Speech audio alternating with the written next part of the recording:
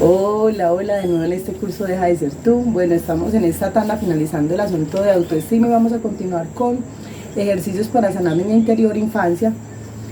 Sin embargo, quise hacer este videito porque en el video anterior, en los dos videos anteriores, mencioné que una de las razones por las que se baja la autoestima es porque nuestra vida financiera se vuelve un desastre por el nivel de las deudas. Este mundo está actual, moderno, esta ciudad actual moderna está diseñada para que el gran negocio del mundo sea la deuda.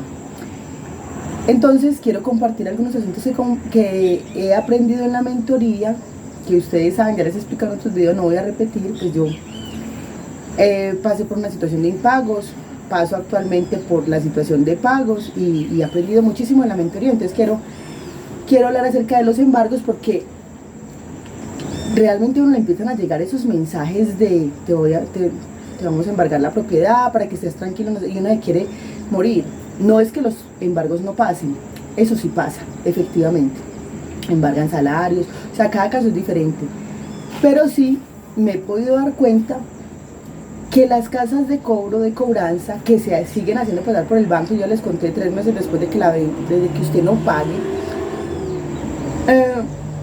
usan este mecanismo para presionarte, ¿cierto? Y efectivamente lo presionan. Saben lo que pasó con el caso de Jesse, o sea, la gente se suicida del desespero. Es una situación, este bullying financiero es una situación terrible.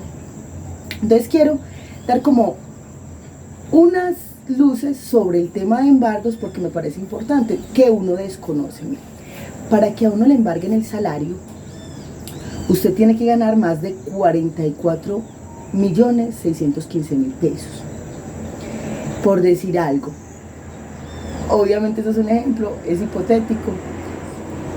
Si a mi cuenta llegan 50 millones este mes y tengo mi cuenta embargada pues por no pago, 44.615.000 me los dejan y me embargan el resto, o sea, los 3 millones y pico, los 4 millones que quedan.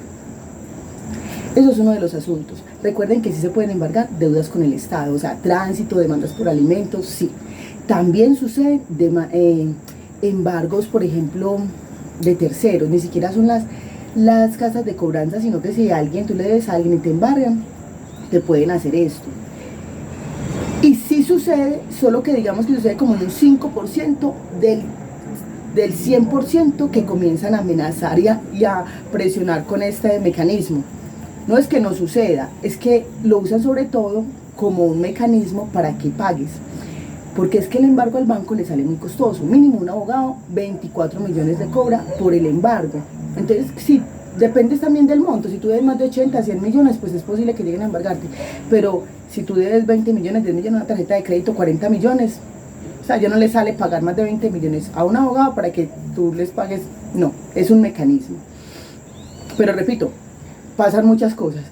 Y con este mentor pues financiero, ellos son un equipo y ellos precisamente nos cuentan estas cosas.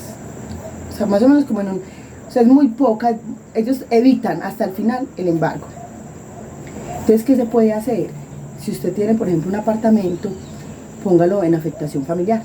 Esos apartamentos no se pueden embargar, es decir, sí se pueden desde la ley, al otro día que usted no le paga al banco lo pueden embargar en teoría, solo que no les da. Por ejemplo, yo tengo un apartamento con afectación familiar con mi pareja, entonces ellos tendrían que embargar solamente la parte de quien debe, o sea, mi parte. Y también es un proceso que les cuesta, no, difícilmente lo hacen, ellos evitan llegar hasta allá. Incluso después de embargado, usted puede negociar.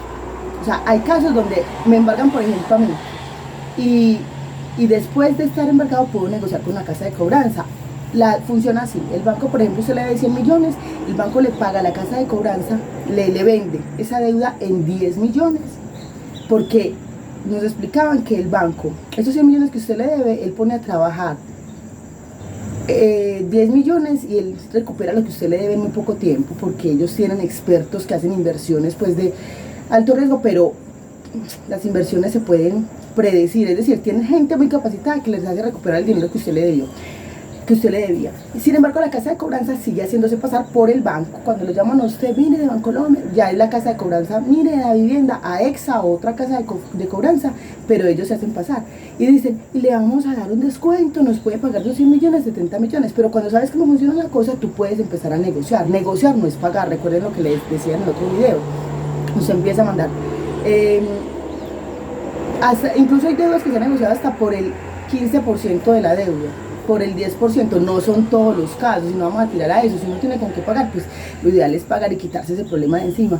Pero entonces usted empieza a negociar y ofrecer una cantidad irrisoria, el 10%, obviamente ellos le van a decir que no, luego ya ellos hacen una contrapropuesta, se puede demorar esa negociación incluso hasta 10 meses, si usted tiene el dinero, pues genial poder negociar. Siempre pueden embargar, bueno, las fotomultas, los cobros coactivos, derechos, uno manda derechos de petición, pero realmente con el Estado, pues para ver si hay amnistías, no se puede negociar. Si son deudas, por ejemplo, de embargos por alimentos, no se puede. Bueno, cuando a uno le llega notificación de embargo, porque ellos se pueden hacer eso, tú estás embargado, por ejemplo, yo estoy embargada. ¿Y qué quiere decir eso? Que ellos hicieron la petición ante un juez de que te embargaran y tu salario está embargado. Cuando recibas más de 44.615.000, pues se hace efectivo el embargo. Pero hay otra cosa, el juez puede decidir a favor tuyo. Juez puede declarar el caso inadmitido y rechazado, y eso no lo sabe uno. Nos contaban de un caso de un señor que compró una mula y él tuvo que dejar de pagar, entonces lo embargaron. Y él, muy juicioso, por ejemplo el caso mío de mi carro, que ya había dado casi 4 años, muy juiciosa de pagos, y luego me lo quitan. Yo no sabía, qué desconocimiento. Eso es falta de educación financiera. El juez, el señor demostró que el señor se enfermó y que no podía pagar. Entonces el juez falló a favor del señor y no le quitaron su vehículo porque él tenía voluntad de pago. Lo mismo sucede con las llamadas. Esas llamadas tan horribles que uno, si está tan mal, no puede contestar. Cuando uno está bien, cuando uno empieza a conocer del tema, está preparado para contestar, uno habla con ellos y siempre contestar las llamadas, porque lo que implica eso para el juez, si tiene el caso y ya te embarcaron, es que tú tienes voluntad de pago, tú explicas, y uno empieza a hacer eso, a mandar cartas, miren, pues a dejar evidencia.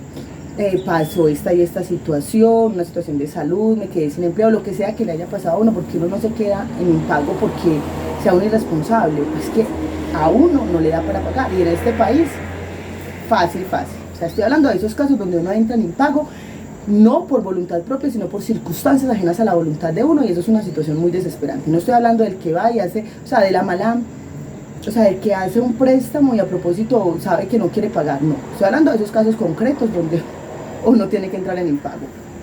Entonces sí, quería hacer este videito sobre esto, ya procedo a terminar autoestima, a seguir con ejercicios para sanar infancia. Muchísimas gracias.